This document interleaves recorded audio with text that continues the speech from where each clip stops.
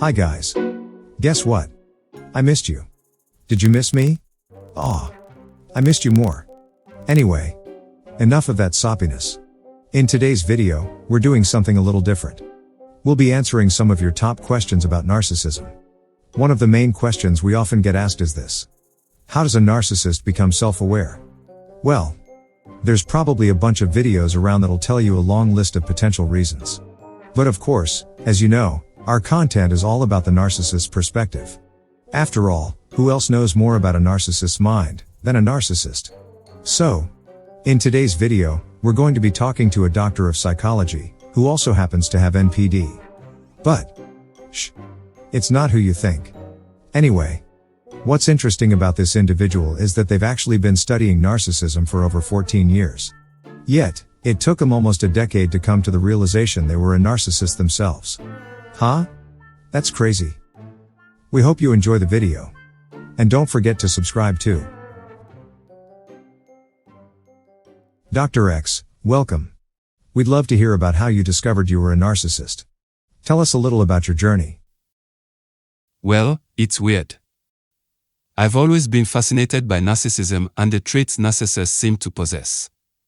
A lot of their traits are correlative to success and an ability to maneuver around emotional situations without letting emotions impact their judgment.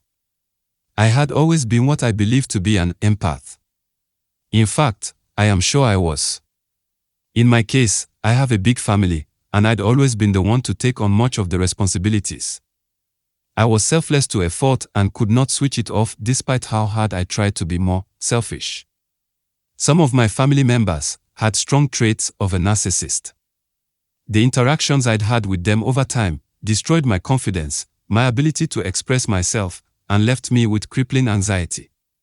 As I slowly began to learn more about narcissism, I became somewhat obsessed with the fantasy of wishing I was one. You see, maybe if I was one, I wouldn't have the burden of empathy, and the narcissists that surrounded me would no longer affect me. Anyway, over the next 12 or so years, I researched endlessly about NPD, done my degree in psychology, masters, and so forth. I went to conferences and listened to hundreds of talks on NPD. Psychologists would often talk about traits of a narcissist in very broad and general terms. And that was the problem. Narcissism cannot be categorized into types of 5, 10, or 20. Just like the amalgamation of people's personality characteristics, which cannot be categorized into personality types of 10, 20, or even 100. Personality is complex, and narcissism is a personality disorder, which means it is a disorder of the individual's underlying personality. The so-called narcissistic trait sits on top of the person's unique personality.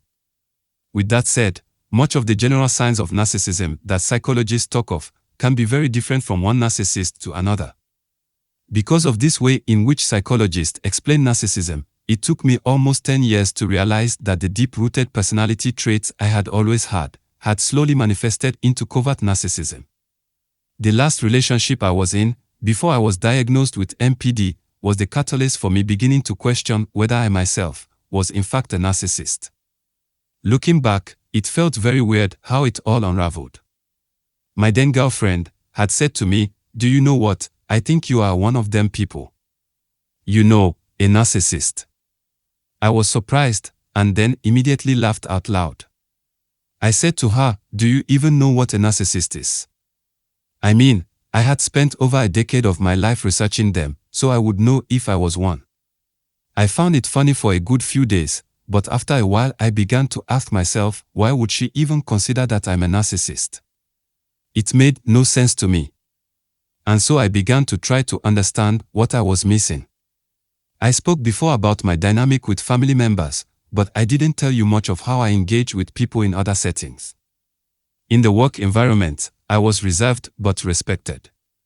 Socially, again, I was reserved and respected. I've always been seen as a high achiever, and so I felt somewhat valued by those around me outside of my family. However, when it comes to intimate relationships, I'm a completely different person, naturally. I know now that women tend to see me as a player. I'm extremely private, so they find me mysterious, and I'm creative in the bedroom, so women tend to fall for me quite deeply. I can quite comfortably say now too, that I'm not too bad to look at, which is something I could never say about myself in the past. Whilst I enjoy the chase of getting women, I don't think I was ever interested in mutual love. I believe I simply loved the obsession they had for me, and because I mastered the process of making them fall in love with me, it allowed me to live in a sort of fantasy world. A fantasy of complete and utter idealization. I'd be in relationships with women for months and they wouldn't even know where I was based, my real name, or where I worked. My relationships would be kept very separate from other things in my life. I guess this was because I saw them only as an object to fulfill a fantasy, where I could be the person I knew I ought to be. Anyway, over time, I started to approach the process of finding women very systematically. Specific traits, mastering the chase, making them fall for me, asking them for us to make it official, and then dating for a few years. After a year or so, I would begin that same process again with someone else, even if I was still dating the first woman. As a realist, I know people are fickle, and nothing lasts forever. And so I'd simply see this next woman as being my backup. This is the process that went on in my mind for years. I genuinely didn't see it as anything bad. I simply saw it as being rational and realistic.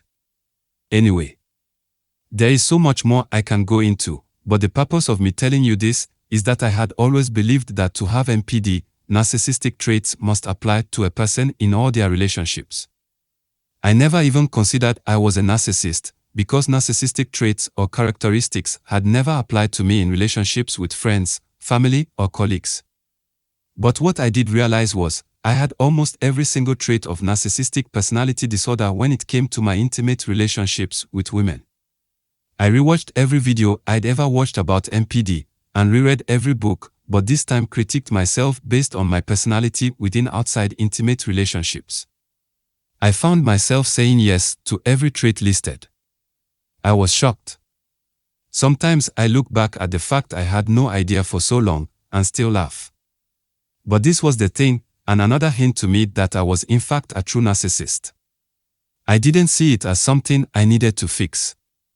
I was simply shocked at the fact that it was staring me in the face for all these years, and I couldn't see it. I decided to see another qualified professional to get a second opinion. And I was in fact later diagnosed with NPD. My life has changed a lot since then. Not because of my diagnosis, just simply because life's taught me a lot of lessons and made me a much more confident person. Miracles have happened that I wouldn't appreciate as much as I do now if I hadn't experienced the struggles I had in the past. Understanding my narcissism has allowed me to be aware of how to control certain situations better, without people ever considering I could be a narcissist. Unlike with my ex-girlfriend, who could see some of the signs. Now that I am self-aware, I can hide them better. So you see, it's a catch-22. A self-aware narcissist can use the fact that they are self-aware to their advantage by masking their mask better. If you like this video and want regular content, please like, comment, and subscribe. All three please. Go on. We'll give you a chance to do so now. Content is posted every week. And subscribers get exclusive access to the Narcissist forum when they join the waiting list.